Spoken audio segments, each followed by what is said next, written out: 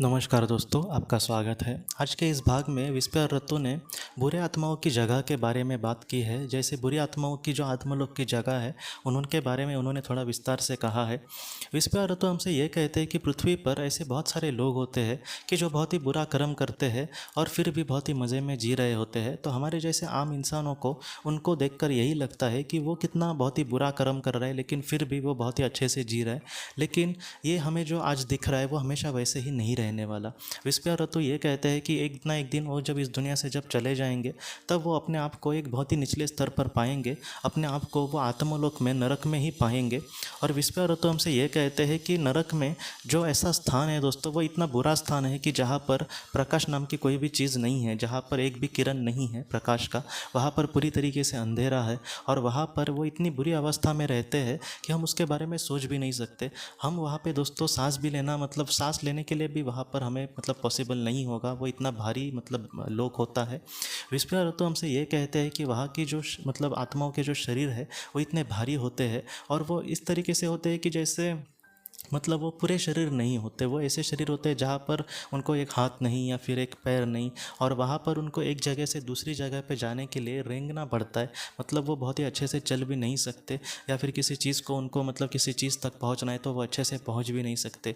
Whisper Rattu हमसे ये कहते हैं कि उनको देख कर वहाँ पर इतना बुरा लगता है, लेकिन इन सारी चीज़ों का कारण वो खुद ही होते हैं। इसलिए भविष्य में मतलब हमारे वर्तमान जीवन में दोस्तों कभी भी हमें बुरे कर्म करने की सोचनी भी नहीं चाहिए, क्योंकि हो सकता है कि आज हम किसी का बहुत बुरा करें, उसको बहुत ही ज़्यादा दुख दे, उसका कोई भी फल हमें मतलब तुरंत ना मिले। उस बात को अब बहुत साल हो गए लेकिन फिर भी हम मज़े में जी रहे, लेकिन इस बात से मतलब ये श्योर नहीं है कि उसका पाप हमारा नहीं जमा होगा।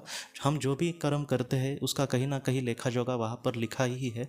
और उसी तरीके से हो सकता है कि हमने 50 साल पहले किसी का कुछ बुरा किया था, किसी को कुछ पता नहीं चला, और अब जब इस दुनिया में हम जाएंगे इस दुनिया से, तब क्या होगा दोस्तों कि वो सारे जो कर्म है वो हमारा पीछा करेंगे ही, और उस आत्मा के सामने वो जो उसका पाप होगा वो ज़रूर सामने आएगा ही। और ऐसे वक्त में बहुत ही ज़्यादा वो बहुत ही बड़ा पाप हुआ तो ऐसी आत्मा को नरक में ही भेजा जाएगा, और नरक में बहुत ही ज़्यादा बुरी अवस्था होगी उस आत्मा की।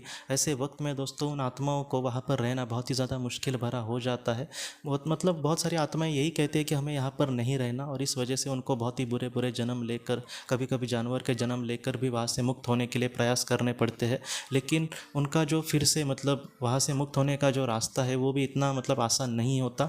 शुरुआती दौर में उनको कभी कभी जानवरों के जन्म लेने पड़ते हैं, उसके बाद उनको कुछ ऐसे इंसान के ही जन्म लेने पड़ते हैं, लेकिन वो बहुत ही ज़्यादा दुखी, मतलब पूरी जीवन में उनको स्ट्रगल करना पड़ेगा। वो कुछ अच्छा करने गए फिर भी लोगों के ताने उनको सहने पड़ेंगे, वो कितना भी अच्छा करे उनके साथ बुरा ही होगा। तो ऐसी कुछ चीज़ें होती जाएंगी। क्यों? क्योंकि उन्होंने एक जन्म में या फिर किसी जन्म बहुत सारे जन्म में कुछ बुरा किया होगा।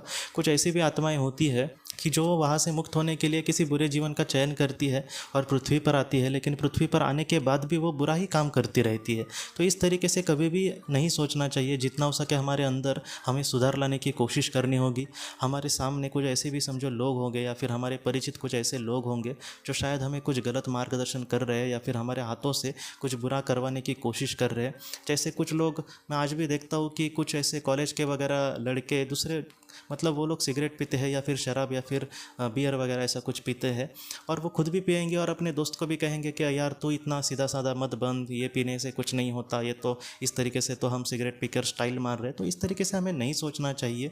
ऐसे जो लोग हैं ना, कहीं वहाँ पर ही हमें ब्रेक मारना आना चाहिए कि नहीं, मैं जो भी बुरा काम है मैं आज नहीं करूँगा। आज मैं स्टाइल के लिए शायद सिगरेट पी लूँ, लेकिन कल ये मेरी बहुत बड़ी लत बन जाए और उसके सिवा मैं मतलब जीना मेरा मुश्किल हो जाए। तो इस तरीके से हमें कुछ भी बुरा काम करने के लिए मतलब प्रेरित नहीं होना, और दूसरे को भी नहीं करना। जितना हो सके हमें कोई बेवकूफ़ कहे तो भी चलेगा, लेकिन इन सारी चीज़ों से हम दूर रहे तो अच्छा है। क्योंकि अगर हम मतलब उस व्यसन में पड़ गए ना दोस्तों, तो हम अपना भी नुकसान करते हैं, लेकिन हमसे ज़्यादा नुकसान हम अपने परिवार के लोगों का करते हैं।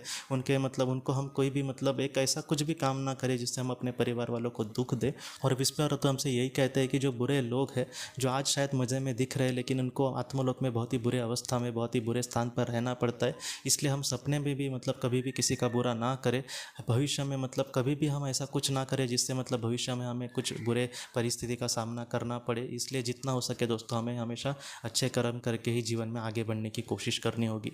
तो दोस्तों हम अपनी अगली वीडियो में किसी नए विषय को लेकर मिलेंगे। तब तक आप अपना, अपने परिवार ज़िंदगी की रोशनी ये एक कंसल्टेंसी है जो ऐसे लोगों को मदद करने की कोशिश करती है जिन्होंने किसी अपने को खोया है या फिर जो लोग अपने जीवन में बहुत ही ज़्यादा दुखी है। जो लोग इस संस्था के साथ जुड़ते हैं उनको इस विषय की किताबें और जानकारी भेजी जाएगी। इसके साथ साथ जो लोग पास्ट लाइफ रिग्रेशन थेरेपिस्ट के पास नहीं जा सकते, अगर वो घर पे अभ्यास कर सके, इस वजह से उनको पास्ट लाइफ रिग्रेशन की ऑडियोज़ भी भेजी जाएगी। और इसके साथ साथ ध्यान में एकाग्रता बढ़ाने के लिए कुल मिलाकर 5 ऑडियोज़ भी उनको भेजी जाएंगी।